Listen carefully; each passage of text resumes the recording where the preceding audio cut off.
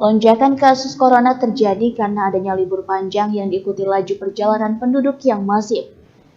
Ketika mobilitas naik, kepatuhan protokol kesehatan turun sehingga memicu peningkatan kasus. Masyarakat diimbau jangan lengah meski sudah divaksinasi untuk tetap menjaga protokol kesehatan.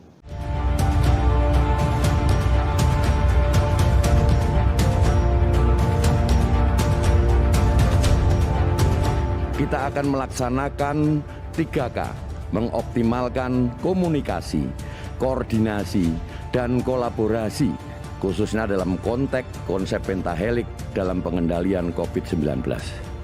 Memastikan kerjasama pusat sampai ke daerah berjalan dengan baik.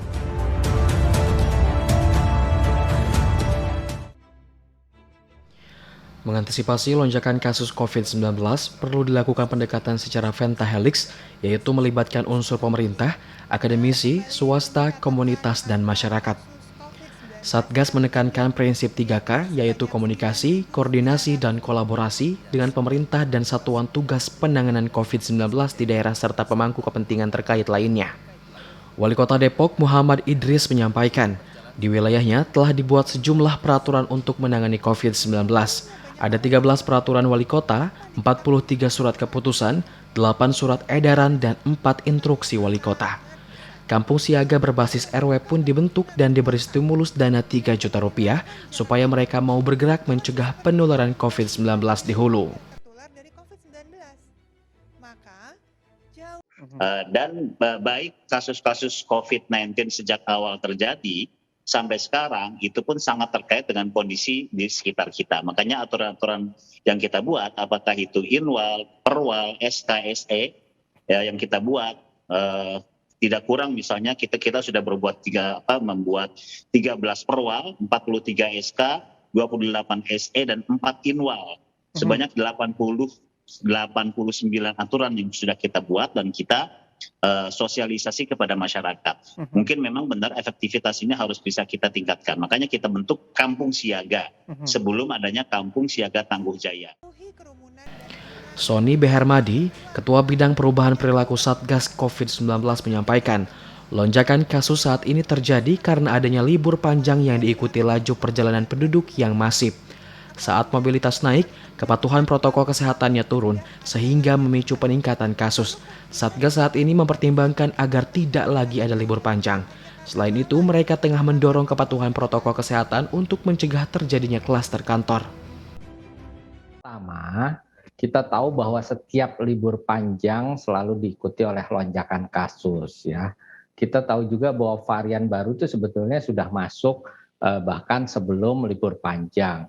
Artinya lonjakan kasus itu terjadi karena libur panjang yang ada. Nah, kami sebetulnya sudah mengantisipasi dan melihat ke belakang ya pada 4 kali libur panjang 2020 seperti yang pernah disampaikan Presiden Jokowi, 4 kali libur panjang selalu menaikkan kasus atau menimbulkan lonjakan kasus. Diikuti oleh lonjakan angka kematian. Ya. Terus kemudian lalu diikuti juga oleh peningkatan angka kematian tenaga kesehatan dengan meniadakan atau melarang mudik. Tetapi faktanya masih cukup banyak ya, sekitar 1,8 juta orang yang ternyata melakukan mudik. Mereka melakukan mudik sebelum pelarangan tanggal 6 sampai 17 Mei dan setelahnya. Nah, ini ternyata kemarin kami sudah melihat data terjadi kenaikan mobilitas penduduk. Dari sisi tenaga kesehatan, Dr. Tirta menyarankan agar pemerintah mempersiapkan fasilitas pelayanan kesehatan tingkat pertama. Edukasi bukan dari dokter saja, tapi penting dilakukan dari kader-kader kesehatan di posyandu-posyandu. Kader-kader ini harus mengedukasi kesadaran masyarakat mengenai penyakit menular seperti COVID-19.